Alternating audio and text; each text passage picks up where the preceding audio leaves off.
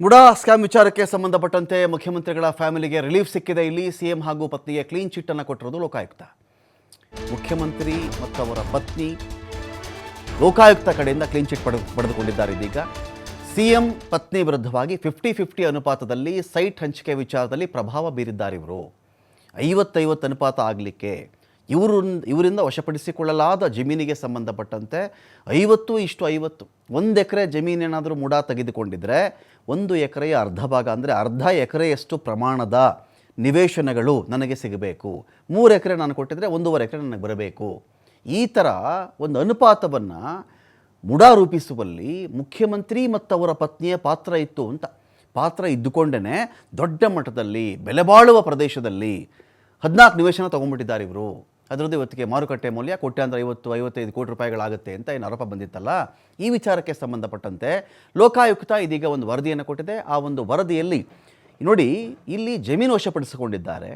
ಆ ಜಮೀನಿಗೆ ಅವತ್ತಿನ ಮುಡಾ ಏನು ತೀರ್ಮಾನ ಮಾಡಿತ್ತು ಅಂದರೆ 50-50 ಅನುಪಾತದಲ್ಲಿ ಬರೀ ಸಿ ಎಂ ಅವರ ಪತ್ನಿಯ ಜಮೀನು ಅನ್ನೋ ಕಾರಣಕ್ಕೆ ಅಲ್ಲದೇ ಇದ್ದರು, ಯಾರೆಲ್ಲ ರೈತರ, ಯಾರೆಲ್ಲ ಭೂ ಹಿಡುವಳಿದಾರರ ಜಮೀನನ್ನು ಮೈಸೂರು ಅಭಿವೃದ್ಧಿ ಪ್ರಾಧಿಕಾರ ಇದೆಯಲ್ಲ, ಇವರು ವಶಪಡಿಸಿಕೊಂಡಿದ್ದರು, ನಗರಾಭಿವೃದ್ಧಿ ಪ್ರಾಧಿಕಾರ ವಶಪಡಿಸಿಕೊಂಡಿದ್ದರು.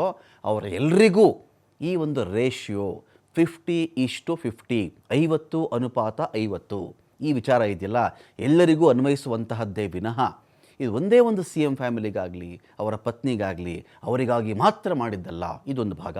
ಎರಡನೆಯ ಭಾಗದಲ್ಲಿ ಈ ಅನುಪಾತದ ಸೈಟ್ ಹಂಚಿಕೆ ವಿಚಾರಕ್ಕೆ ಸಂಬಂಧಪಟ್ಟಂತೆ ಎಲ್ಲಿಯೂ ಮುಖ್ಯಮಂತ್ರಿಗಳದ್ದಾಗಲಿ ಅಥವಾ ಮುಖ್ಯಮಂತ್ರಿಗಳ ಪತ್ನಿಯದ್ದಾಗಲಿ ಅವರ ಪ್ರಭಾವ ಇರುವುದಕ್ಕೆ ಲೋಕಾಯುಕ್ತರಾಗಿರ್ತಕ್ಕಂಥ ತಮಗೆ ಇಲ್ಲಿಯವರೆಗೆ ಯಾವುದೇ ಸಾಕ್ಷ್ಯಾಧಾರಗಳು ಸಿಕ್ಕಿಲ್ಲ.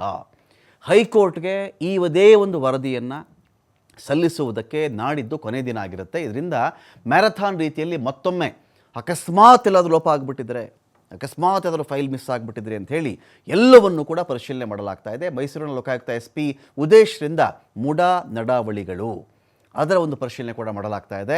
14 ನಿವೇಶನ ಹಂಚಿಕೆಯಲ್ಲಿ 50-50 ಅನುಪಾತ ಅನುಸರಿಸಲಾಗಿದೆ. ಆದರೆ ಸೈಟ್ ಹಂಚಿಕೆ ವಿಚಾರದಲ್ಲಿ ಮುಡಾ ನಿಯಮಗಳನ್ನು ಉಲ್ಲಂಘನೆ ಮಾಡಲಾಗಿದೆ. 14 ನಿವೇಶನದಲ್ಲಿ 50-50 ರೂಲನ್ನು ಫಾಲೋ ಮಾಡಿದ್ರು. ಮುಡಾ ನಿವೇಶನವನ್ನು ಡಿಸ್ಟ್ರಿಬ್ಯೂಟ್ ಮಾಡಿದ್ರಲ್ಲ ಇವರು. ನಿವೇಶನ ಡಿಸ್ಟ್ರಿಬ್ಯೂಟ್ ಮಾಡೋದು ಬೇರೆ, 50-50 ಅನುಪಾತ ಬೇರೆ. ಮುಡಾದಲ್ಲಿ ನಿವೇಶನಗಳಾಗಿದೆಯಪ್ಪ, ಇಲ್ಲಿ ಒಂದು ಲೇಔಟ್ ಮಾಡಿದ್ದೀವಿ, ಅರ್ಜಿ ಹಾಕ್ಕೊಳ್ರಪ್ಪ ಅಂತ ಅರ್ಜಿಯನ್ನು ಕರೆದಿರ್ತಾರೆ. ಆಗ ಅರ್ಜಿಲಿ ಯಾರೋ ಹಾಕ್ಕೊಂಡಿರ್ತಾರೆ. ಆಗ ರೂಲ್ ಇರುತ್ತಲ್ಲ, ಅಲ್ಲಿ ಅವನಿಗೆ ಮನೆ ಇದೆಯಾ, ಸ್ವಂತ ಮನೆ ಇದ್ದು ಅರ್ಜಿ ಹಾಕಿದ್ದಾನ, ನಿವೇಶನ ಬೇಕು ನನಗೆ ಅಂಥೇಳಿ, ಸಖತ್ತು ಆಸ್ತಿ ಇಟ್ಕೊಂಡು ಕೂಡ ನನಗೇನೂ ಇಲ್ಲ ಸ್ವಾಮಿದ ಅರ್ಜಿ ಹಾಕಿದ್ದಾನ. ಈ ಥರದ ವಿಚಾರಗಳಲ್ಲಿ ಅಪರಾಧ ಆಗಿದೆ. ಮುಡಾದ ನಿಯಮಗಳನ್ನು ಉಲ್ಲಂಘನೆ ಮಾಡಿ ಕೆಲವರಿಗೆ ಸೈಟ್ ಹಂಚಿಕೆ ಮಾಡಿಬಿಟ್ಟಿದ್ದಾರೆ. ಇಲ್ಲಿ ಸೈಟ್ ಹಂಚಿಕೆಯನ್ನು 2 ರೀತಿಯಲ್ಲಿ ನೋಡಲಾಗುತ್ತೆ.